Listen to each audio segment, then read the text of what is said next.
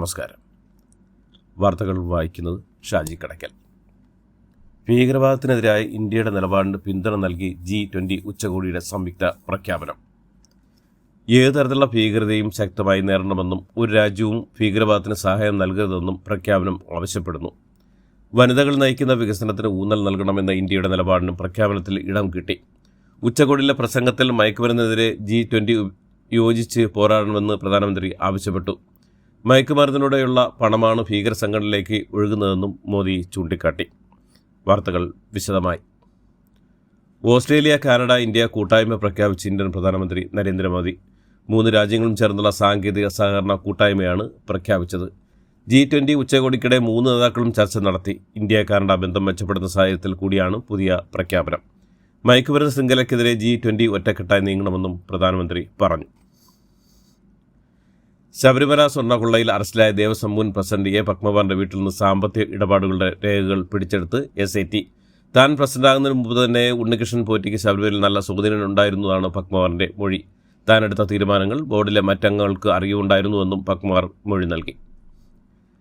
ശബരിമല തിരക്ക് നിയന്ത്രണത്തിന്റെ ഭാഗമായി ദിവസേനയുള്ള സ്പോട്ട് ബുക്കിംഗിന്റെ എണ്ണം നിശ്ചയിക്കാൻ പ്രത്യേക കമ്മിറ്റി രൂപീകരിച്ചു. Police coordinator, executive officer, special commissioner എന്നിവരാണ് കമ്മിറ്റി അംഗങ്ങൾ.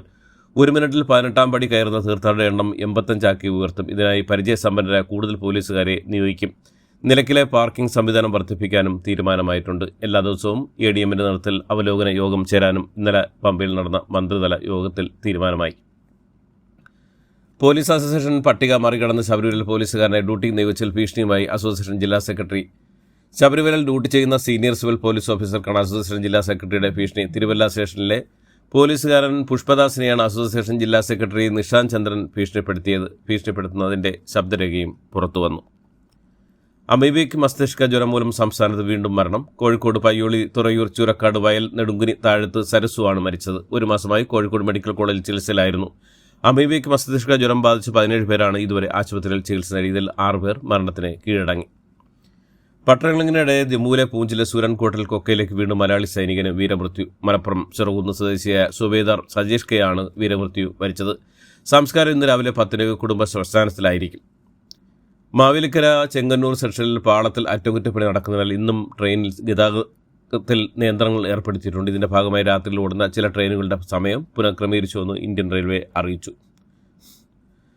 പൂജ ബമ്പർ ലോട്ടറിയുടെ 1ാം സമ്മാനം പാലക്കാട് ജില്ലയിൽ നിന്ന് സൂചന. JD 545542 എന്ന നമ്പറിനാണ് 1ാം സമ്മാനം അടിച്ചിരിക്കുന്നത്. പാലക്കാട് മുനിസിപ്പൽ സ്റ്റാൻഡിംഗ് സമീപത്തെ കിങ് സ്റ്റാർ ഏജൻസിൽ നിന്നാണ് 1ാം സമ്മാനത്തിന് അർഹമായ ടിക്കറ്റ് വിറ്റുപോയിരിക്കുന്നത്. 12 കോടി രൂപയാണ് 1ാം സമ്മാനം. കേരള കോൺഗ്രസ് M നേതാവ് സ്റ്റീഫൻ ജോർജ് സഞ്ചരിച്ച കാർ അപകടത്തിൽപ്പെട്ടു.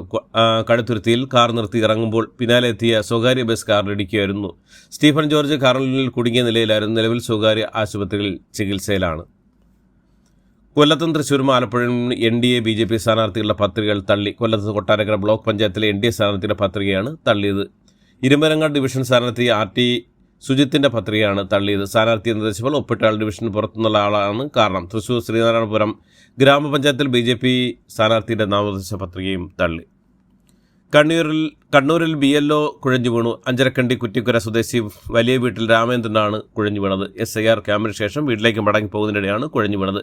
ജോലി സമ്മർദ്ദമാണ് കുഴഞ്ഞു വീണതിന് കാരണമെന്ന് കുടുംബം ആരോപിച്ചു. രാമേന്ദ്രനെ ആശുപത്രിയിൽ പ്രവേശിപ്പിച്ചു. കണ്ണൂർ DDEO ഓഫീസിലെ ക്ലർക്കാണ് രാമേന്ദ്രൻ. ബ്ലൂത്ത് ലെവൽ ഓഫീസർമാർ കഠിനമായ ജോലി സമ്മർദ്ദമാണ് അനുഭവിക്കുന്നതെന്ന് ആരോപണങ്ങളാണ് ഉയരുന്നത്. തദ്ദേശ തെരഞ്ഞെടുപ്പിൽ നാമനിർദ്ദേശ പത്രികകളുടെ സൂക്ഷ്മപരിശോധന പൂർത്തിയായപ്പോൾ കണ്ണൂരിൽ വോട്ടിടും മുമ്പേ ഇടതിനും മേൽക്കൈ. 9 ഇടത് LDFന് എതിരാളില്ല. മലപ്പുറം ഗ്രാമപഞ്ചായത്തിൽ 2 സ്ഥാനാർത്ഥികൾക്ക് എതിരില്ല. 12ാം വാർഡിലെ ഇടത് സ്ഥാനാർത്ഥിക്കെതിരായ UDF സ്ഥാനാർത്ഥിക പത്രിക തള്ളി. പഞ്ചായത്തിലെ മറ്റ് 2 വാർഡുകളിലെ ഇടത് സ്ഥാനാർത്ഥികൾക്കും എതിരില്ലായിരുന്നു. കണ്ണൂരിൽ ജനാധിപത്യം കശാപ്പ് ചെയ്യപ്പെടുകയാണെന്നും ആന്തൂരിൽ 5ാം പീടിക വാർഡിൽ UDF സ്ഥാനാർത്ഥിയായ ലിവിയെ CPM തട്ടിക്കൊണ്ടുപോയി ഭീഷണിപ്പെടുത്തിയ സ്ഥിതി പോലും ഉണ്ടായെന്നും DCC പ്രസിഡന്റ് മാർട്ടിൻ ജോർജ് ആരോപിച്ചു. തദ്ദേശ തെരഞ്ഞെടുപ്പിലേക്ക് സമർപ്പിക്കപ്പെട്ട നാമനിർദ്ദേശ പത്രികകളുടെ സൂക്ഷ്മ പരിശോധന തുടരുമ്പോൾ UDFന് തിരിച്ചടി. കൽപ്പറ്റ നഗരസഭയിൽ UDFന്റെ ചെയർമാൻ സ്ഥാനാർത്ഥിയായിരിക്കേണ്ട രവീന്ദ്രന്റെ പത്രിക തള്ളി. തദ്ദേശ തെരഞ്ഞെടുപ്പിൽ ആലപ്പുഴ നഗരസഭയിൽ BJPക്ക് തിരിച്ചടി. വാടക്കൽ വാർഡിലെ BJP സ്ഥാനാർത്ഥിയായ KK പൊന്നപ്പന്റെ പത്രികയാണ് തള്ളിയത്. തിരുവനന്തപുരം ജില്ലാ പഞ്ചായത്ത് പോത്തൻകോട് ഡിവിഷനിൽ UDF സ്ഥാനാർത്ഥിയായ ട്രാൻസ് വുമൺ അമേയ പ്രസാദ് വനിതാ സംവരണ സീറ്റിൽ മത്സരിക്കാമെന്ന് സ്ഥിരീകരണം. രേഖകൾ പ്രകാരം വനിതയാണെന്ന് ചൂണ്ടിക്കാട്ടിയാണ് അമീതയുടെ നാമനിർദ്ദേശ പത്രിക അംഗീകരിച്ചത്. ട്രാൻസ് വുമണായ അമീയുടെ വോട്ടർ പട്ടിക ട്രാൻസ്ജെൻഡർ എന്ന് രേഖപ്പെടുത്തിയതാണ് ആശങ്ക ഉണ്ടാക്കിയത്. ആലപ്പുഴ ജില്ലാ പഞ്ചായത്ത് വയലാർ ഡിവിഷനിലേക്ക് മത്സരിക്കുന്ന UDF സ്ഥാനാർത്ഥി ട്രാൻസ് വുമൺ അരുണിമ എം കുറുപ്പിന്റെ സ്ഥാനാർത്ഥിത്വം അംഗീകരിച്ചു. സൂക്ഷ്മ പരിശീലനയിൽ അരുണിമയുടെ നാമനിർദ്ദേശ പത്രിക സ്വീകരിച്ചതോടെയാണ് അനിശ്ചിതത്വം നീങ്ങിയത്. ഇതോടെ അരുണിമയ്ക്ക് മത്സരിക്കാം. വോട്ടർ ID ഉൾപ്പെടെയുള്ള അരുണിമയുടെ രേഖകൾ സ്ത്രീ എന്നാണ് രേഖപ്പെടുത്തിയത്. അതുകൊണ്ട് സ്ത്രീ സംവരണ സീറ്റിൽ മത്സരിക്കുന്നതിന് തടസ്സമില്ല. തദ്ദേശ തെരഞ്ഞെടുപ്പിൽ വോട്ടർ പട്ടികയിൽ പേരില്ല പരാതിയുമായി മുൻ കേന്ദ്ര തുറമുഖ വകുപ്പ് സെക്രട്ടറി K. മോഹൻദാസ് IAS. കഴിഞ്ഞ തവണ കൊട്ടാരക്കൽ വോട്ട് ചെയ്ത തന്റെ പേര് ഇപ്പോൾ പട്ടികയില്ലെന്നാണ് ഫേസ്ബുക്ക് കുറിപ്പിൽ മോഹൻദാസ് പറഞ്ഞത്. തദ്ദേശ തെരഞ്ഞെടുപ്പുള്ള സൂക്ഷ്മ പരിശോധനയിൽ എറണാകുളത്ത് UDFനെ തിരിച്ചടി. ജില്ലാ പഞ്ചായത്ത് ഡിവിഷനിലെ സ്ഥാനാർത്ഥിയുടെ പത്രിക തള്ളിപ്പോയി. വിവരാവകാശ അപേക്ഷകൾ വിവരം നൽകാതിരിക്കുകയോ വിവരം നൽകുന്നതിൽ കാലതാമസം നേരിടുകയോ തെറ്റായ വിവരം നൽകുകയോ ചെയ്യുന്നത് വിവരാവകാശ സമയത്തിന്റെ നിയമലംഘനമാണെന്നും ഇത്തരത്തിൽ പ്രവർത്തിക്കുന്ന ഉദ്യോഗസ്ഥർക്കെതിരെ ശിക്ഷാ നടപടികൾ സ്വീകരിക്കുമെന്നും സംസ്ഥാന വിവരാവകാശ കമ്മീഷൻ അഡ്വക്കേറ്റ് TK രാമകൃഷ്ണൻ ദേശീയ സമ്പാദപത്യ കോൺഫറൻസ് സംഘടിപ്പിച്ച സംസ്ഥാന വിവരാവകാശ കമ്മീഷൻ ഹിയറിംഗിൽ സംസാരിക്കുകയായിരുന്നു അദ്ദേഹം. തൃശൂർ രാഗംടീർ നടത്തിപ്പുകാരൻ സുനിലിനെ ആക്രമിച്ച സംഭവത്തിൽ അന്വേഷണത്തിൽ വഴിത്തിരിവ് ആക്രമിക്കാൻ കൊട്ടേഷൻ നൽകിയ പ്രവാസി വ്യവസായിയാണെന്നാണ് പോലീസ് സംശയിക്കുന്ന പ്രതികൾ സഞ്ചരിച്ച കാറിനെപ്പറ്റി പോലീസിന് നിർണായക വിവരം ലഭിച്ചു. പ്രവാസി വ്യവസായിയുടെ വിശ്വസ്തന്റെ കാറാണെന്ന് പോലീസ് തിരിച്ചറിഞ്ഞത്. സുനിലും പ്രവാസി വ്യവസായം തമ്മിലുള്ള സാമ്പത്തിക ഇടപാടിലെ തർക്കമാണ് കൊട്ടേഷൻ നൽകുന്നതിന് ഇടാക്കിയെന്നാണ് പോലീസിന്റെ നിഗമനം. SIR സമയക്രമം മാറ്റില്ലെന്നും ഡിസംബർ 9 തന്നെ കരട് പട്ടിക പ്രസിദ്ധീകരിക്കുമെന്നും മുഖ്യ തെരഞ്ഞെടുപ്പ് ഓഫീസർ. അതേസമയം തെരഞ്ഞെടുപ്പ് കമ്മീഷൻ വിളിച്ച യോഗത്തിൽ തീവ്ര വോട്ടർ പട്ടിക പരിഷ്കരണം നീട്ടണമെന്ന ആവശ്യം BJP ഒഴികെയുള്ള പാർട്ടികൾ ആവശ്യപ്പെട്ടു. BLO അനീഷ് ജോർജിന്റെ മരണത്തിന് കാരണം ജോലി സമ്മർദ്ദമെന്ന് CPM ആരോപിച്ചാൽ പാർട്ടി ഗ്രാമങ്ങളിലെ BLOമാർക്ക് സുരക്ഷയൊരുക്കണമെന്ന് BJP യോഗത്തിൽ ആവശ്യപ്പെട്ടു.